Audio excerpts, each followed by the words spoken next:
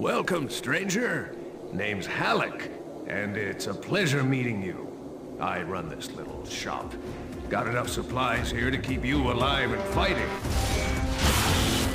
Rage, at its core, is a first-person shooter. These other elements like racing and vehicle combat, they're additive to the experience. But it's important not to get confused by really what we do.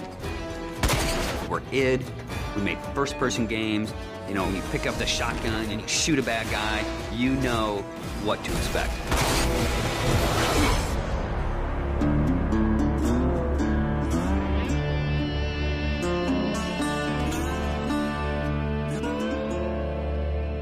So in Rage, what we've tried to do is in every new environment that you enter, we give you a new weapon or a new ammo type or a new engineering item to keep the experience fresh. And as you play through the game, your arsenal grows and grows. It's a few different elements that really make a weapon good or satisfying.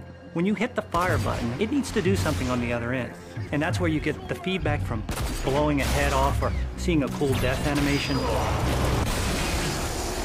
You know, I've always loved shotguns in all of the id games especially. I think if we didn't have a shotgun, a lot of fans would be upset. But the crossbow, because it's so different and so new, it's almost like this utility weapon.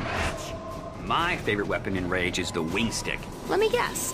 You want to know how to throw a wing stick. The wing stick is an offhand, instant throw weapon. The wing stick is such an iconic weapon. It's this bladed death boomerang, and it has like a smart nano targeting core is some of the mythos that we've built into it. And if you time it right, you can chop the heads off of mutants with it. We have these things we call gadgets or engineering items. Things like a little remote control car with a bomb attached to it. Now you're building this little defense turret. If you have the parts and you have the plans to build it, you can build these anywhere in the world. So now you're running around, you're firing, and instead of just tossing a grenade or just throwing the wing stick, you're tossing down a little defense turret. We have other more complex engineering items as you progress through the game, things like sentry bots that are automated robots that shoot all your enemies for you. If you utilize some of the other gadgetry items, you can make it a thinking man's game. But it doesn't stray too far from our core mechanics. It's one button. It all follows the same principle. I pay nicely for quality goods. There is an economy, and when people first think about the economy, they think RPG. But the economy is really your tool to manipulate how you want to play the game. It really is this player choice mechanic.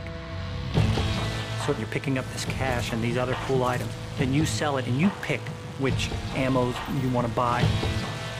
When you get these new things, you'll want to try it out. And when you do, you learn how that impacts you as the player and how you want to approach a situation. But at every step of the way, we never want the inventory to get in the way. It's there for a reason. It always has a purpose, but we still want to stay true to that kind of action.